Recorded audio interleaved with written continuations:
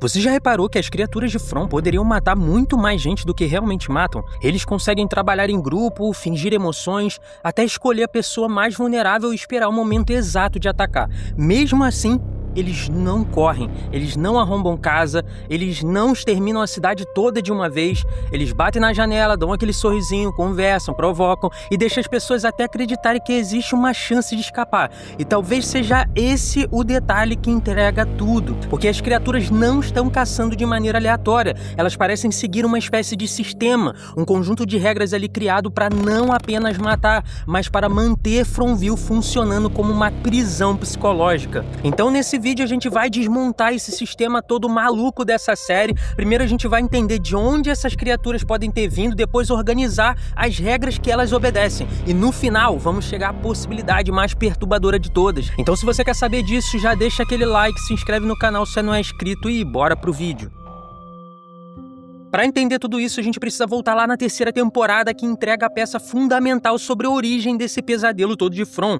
Em algum momento da história, um grupo de pessoas teria feito um acordo com uma entidade muito misteriosa. A promessa era viver para sempre. O preço seria o sacrifício das próprias crianças. E a promessa foi cumprida da pior maneira possível. Essas pessoas conquistaram imortalidade, mas não continuaram humanas, como a gente percebe na série. Tornaram-se pessoas presas às cidades, condenadas a repetir a mesma existência e servir alguma coisa muito maior do que elas. E essa revelação pode explicar vários detalhes. E o primeiro deles explica por que as criaturas parecem congeladas no tempo. Você já reparou que as roupas, os penteados, até os uniformes e os papéis sociais pertencem a uma comunidade meio que antiga, ultrapassada? É como se a transformação tivesse preservado a imagem que cada pessoa ocupava no momento da maldição. A enfermeira continua vestida como enfermeira, o leiteiro continua parecendo um leiteiro mesmo, né? O mecânico, a senhora, o cowboy, a líder de torcida e todos os outros presos ali permanecem de certa forma presos em identidade que já não corresponde mais à de seres humanos de verdade. Ou seja, eles pediram uma vida sem fim, mas receberam um personagem sem fim. Só que essa explicação cria uma contradição muito importante. Se todos os envolvidos precisavam sacrificar os próprios filhos, como explicar criaturas que parecem jovens demais para serem pais? E como encaixar figuras como a líder de torcida? Existem algumas possibilidades. A primeira é que a aparência atual não corresponde exatamente à idade que essas pessoas tinham antes da transformação. A entidade poderia ter escolhido formas específicas para cada uma delas. A segunda é que nem todos tenham participado da barganha da mesma maneira. Talvez parte da comunidade tenha realizado o ritual e o restante tenha sido condenado junto. E existe uma certa terceira possibilidade, que é a frase sobre, entre aspas, sacrificar os próprios filhos. Não precisa ser entendida apenas no sentido biológico individual. As crianças poderiam representar os filhos da comunidade em si, né? O futuro daquele povo, a inocência que foi entregue em troca da eternidade. Nesse caso, todos os adultos e jovens envolvidos ali teriam aceitado a destruição da geração seguinte, mesmo que nem cada criatura ali seja pai ou mãe daquelas crianças. Eu sei que isso é só uma interpretação que parece meio aleatória, mas a série não explicou todos os detalhes do ritual ainda, mas a contradição não destrói a revelação. Pelo contrário, ela sugere que a transformação foi coletiva e que as criaturas podem ter recebido papéis pré-definidos dentro do sistema ali, do jogo de From, né? Elas não são monstros aleatórios que aparecem na floresta. Para mim, elas são o resto de uma comunidade que escolheu sobreviver sacrificando aquilo que deveria proteger.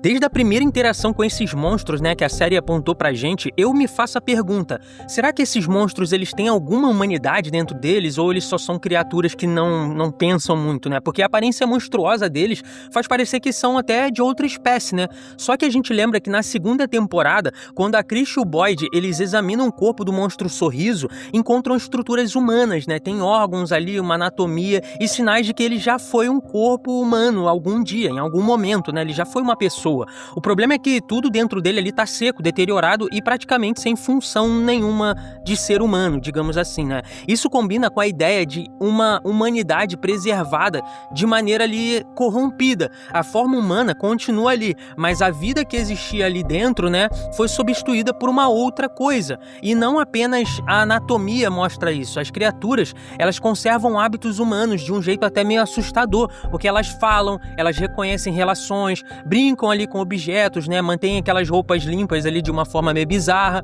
guardam até pertences de pessoas, né, dentro dos túneis. Em alguns momentos parecem até reproduzir gestos sociais como se lembrasse de como pessoas normais deveriam agir. Mas existe uma diferença muito grande entre lembrar um comportamento e sentir algo que o comportamento representa. Porque eu não sei se vocês lembram, a Jasmine consegue fingir carinho pelo Kevin lá na segunda temporada, se eu não me engano. A Senhora da Janela, na primeira temporada, consegue parecer gentil ali para Megan. O cowboy fala com educação enquanto ameaça o Boyd. A criatura pode usar o rosto, a voz e a linguagem de uma pessoa, mas tudo isso funciona ali, para mim, só como uma ferramenta de caça.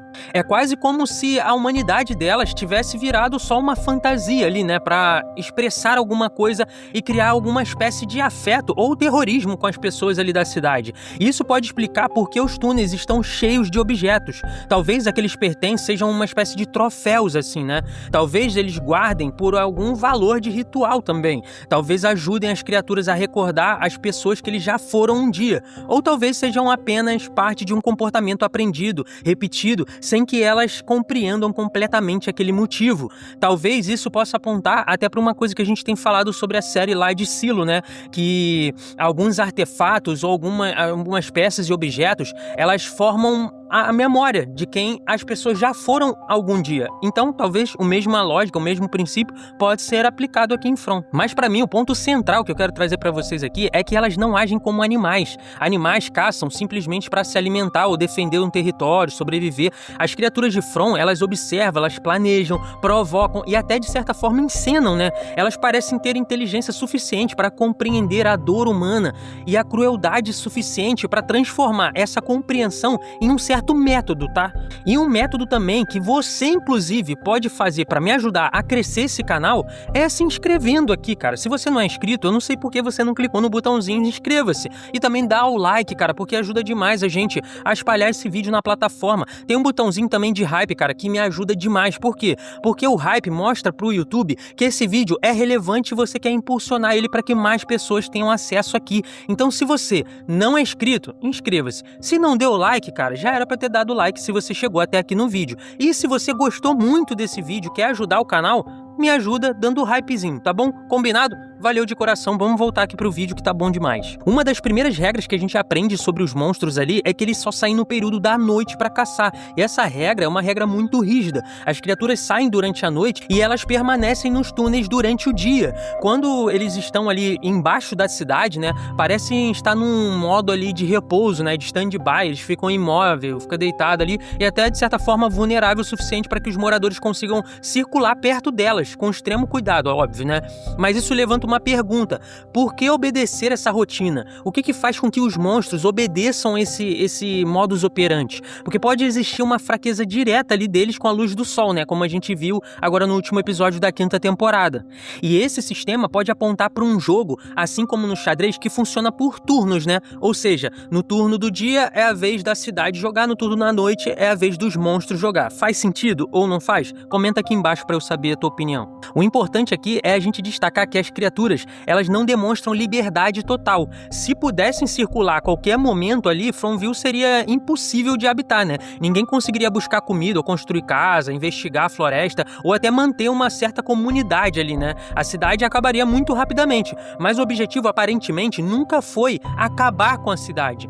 O dia entrega uma sensação de segurança, né? Permite que os moradores se reorganizem, criem relações e tal, façam planos e até recuperem um pouco da esperança, né? Depois, a noite volta para ameaçar tudo que foi construído durante o dia. E esse ciclo é psicologicamente mais eficiente do que um ataque permanente. O medo precisa de pausa para continuar funcionando. Sem uma janela de segurança, as pessoas deixariam de viver e apenas aguardariam a morte. Fromville parece que oferece o suficiente para que as pessoas ali na cidade continuem tentando. E talvez seja exatamente isso que o lugar queira, né? Que as pessoas continuem tentando. À noite, então, não seria apenas o período em que os monstros acordam, seria um momento programado em que a cidade recolhe medo, culpa, pânico e até desespero. A gente consegue observar que, inclusive, o Homem de Amarelo, ele parece sentir prazer nas coisas, nas interações. Então, parece que todo o sistema da cidade gira em torno de sentir prazer com o medo das pessoas, com a culpa, com o desespero, enfim.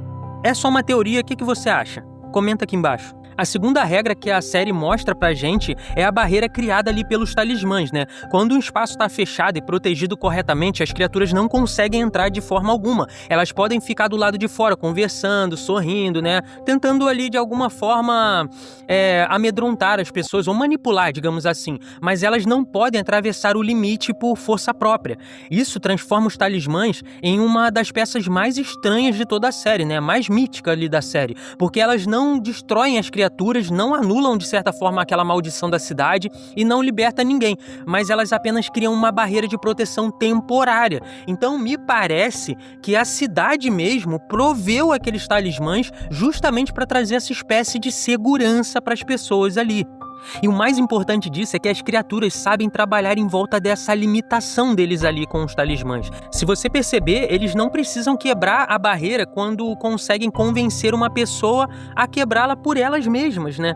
A senhora velhinha, né, se apresenta ali pra Megan como uma vovó afetuosa. A Jasmine usa o romance, a solidão pra envolver o Kevin, né? Outras criaturas imitam parentes, conhecidos e até figuras parece que são confiáveis, né? Elas escolhe um ponto emocional mais fraco de cada vítima e transforma numa janela aberta para a sentença de morte. Esse comportamento lembra muito a história de vampiros e aquelas tradições folclóricas em que determinadas entidades precisam de permissão para atravessar certo limite. Mas a semelhança não significa que as criaturas aqui sejam vampiros ou coisa parecida.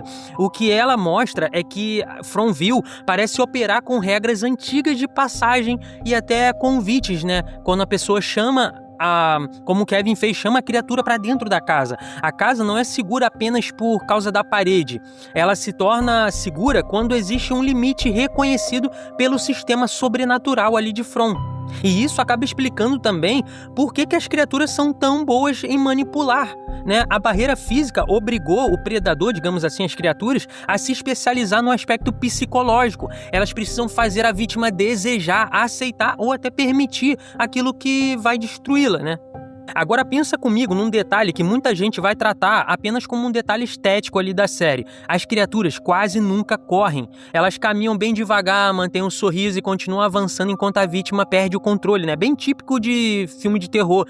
Mas isso poderia ser uma limitação, né? Talvez realmente eles não consigam correr, mas o comportamento delas sugere pra mim outra possibilidade, né? Elas não correm porque acreditam que não precisam, né? A cidade é fechada, a noite é longa, os moradores possuem poucos lugares para ir, e as criaturas parecem saber que cedo ou tarde um erro vai acontecer. A caminhada lenta parece criar ali até uma mensagem muito específica. Você pode fugir agora, mas não pode sair do jogo, né? É como aquele negócio, se correr o bicho pega, se ficar o bicho come, né? O desespero da vítima aumenta justamente porque o monstro não demonstra uma certa urgência, né? Quem corre é a pessoa, quem se cansa é a pessoa, e quem precisa tomar decisões sob o pânico é a pessoa. A criatura fica apenas esperando ali o erro para realizar aquilo que ela precisa realizar, que é dar um fatality na pessoa. E esse padrão, de alguma forma, transforma cada perseguição dos monstros ali em From em uma espécie de tortura psicológica, porque não é só você alcançar a vítima, né? É fazer com que ela sinta que a derrota é inevitável. E a forma como algumas vezes os monstros ali se comportam mostra que eles têm uma espécie de comunicação entre eles, ou pelo menos um tipo de consciência compartilhada, porque algumas vezes eles aparecem em grupos, né, cercando rotas, esperando em alguns pontos estratégicos e usam até uma criatura para distrair enquanto as outras entram no lugar ou entram em ação ali. Uma parada muito bizarra que me chama a atenção, por exemplo, é como que eles conhecem os nomes das pessoas ali, eles repetem até frases pessoais, né? Reconhecem os traumas de cada um e usa até informação recentes contra os moradores. Lembrando aqui, o cowboy provoca o Boyd com palavras ligadas às próprias promessas do Boyd. Outras criaturas parecem até entender relações e conflitos internos da cidade ali, coisas que foram discutidas dentro da Casa Colônia ou em alguma casa da cidade. E de onde vem esse conhecimento? Pode ser uma espécie ali da cidade, mente coletiva, pode ser a entidade, né, superior transmitindo essas informações, ou pode ser a cidade que observa tudo ali e tal e passa para os monstros, ou os monstros podem acessar de alguma forma essas memórias de quem está preso ali. A série ainda não confirmou como esse mecanismo é, né, a gente só pode teorizar aqui, mas o efeito é muito claro, eles não atacam apenas o corpo, eles atacam a história pessoal de cada pessoa ali para tocar o terror psicológico até que que aquela pessoa se renda por completo. Parece até uma espécie realmente de jogo de xadrez onde você cerca por todos os lados até dar o checkmate. E você já tinha reparado que quando as criaturas finalmente alcançam alguém, elas raramente buscam uma morte rápida?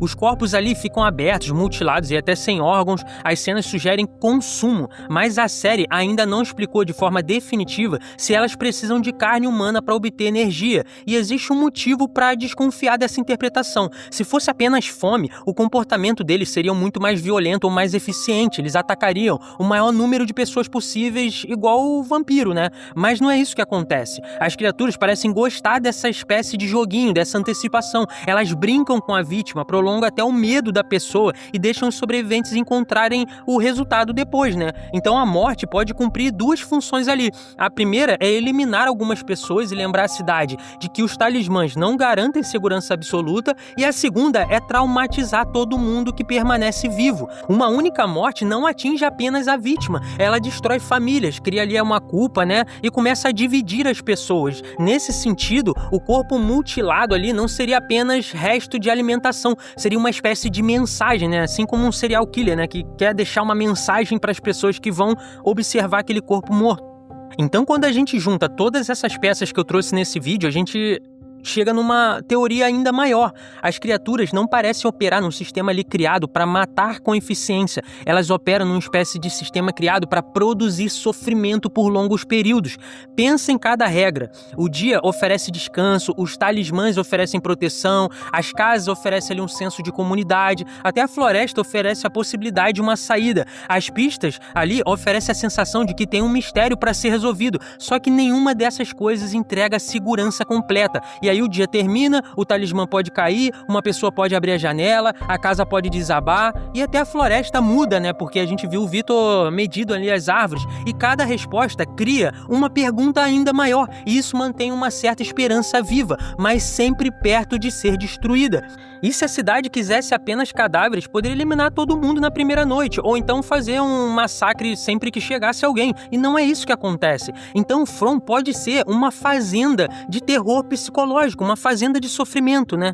Sendo assim, as criaturas seriam responsáveis por cultivar o medo, o trauma e a culpa das pessoas ali. Elas matam algumas pessoas só para controlar os demais. Elas usam segredos pessoais ali para atingir os pontos fracos e mexer com o psicológico de cada um, e transformam cada sobrevivente ali em alguém mais quebrado do que antes. E a gente vê isso explicitamente no personagem do Boyd, quando eles pegam a Chen Shen e matam na frente do Boyd e querem quebrar ele de todas as formas possíveis. Então, no fim, a maior revelação talvez seja perceber que as criaturas não representam o topo da pirâmide hierárquica ali de From, ou nem perto do topo, né? Elas são extremamente perigosas, são inteligentes ali, cruéis e tudo mais, mas também estão presas ali de alguma forma em horários, barreiras, papéis e até nas ordens dos ataques e das manipulações ali. Isso significa que elas também podem estar prisioneiras ali, prisioneiras de uma barganha que elas fizeram, de uma entidade que não compreenderam e de uma função que ainda precisam cumprir para sempre e sempre. Elas conseguiram vencer a morte, mas perderam totalmente a liberdade. Então a grande pergunta para a próxima temporada não é apenas como matar as criaturas, é olhar quem escreveu as regras do jogo que elas obedecem, porque se os monstros são apenas os guardas, digamos assim, derrotá-los não vai ser o suficiente, né? Porque para escapar de Fromville, os moradores terão que descobrir quem construiu aquela prisão, o que realmente é acolhido ali e por que a esperança das crianças ainda parece ser a única força capaz de quebrar esse sistema. Mas agora eu quero saber de você, as criaturas caçam para se alimentar ou para manter a cidade emocionalmente viva? E qual detalhe dessa teoria parece explicar melhor o comportamento dos monstros ali de From, na sua opinião? Deixa aqui embaixo nos comentários, porque é muito importante. Lembrando que eu procuro responder todo mundo e também agradecer demais a vocês pelo sucesso aqui do canal e a nossa cobertura de From. Lembrando, nós estamos cobrindo também Silo, nós vamos cobrir outras séries também aqui. Muito obrigado. Se você chegou até o final desse vídeo, confere tua inscrição, deixa o likezinho. Valeu, fui, até o próximo vídeo.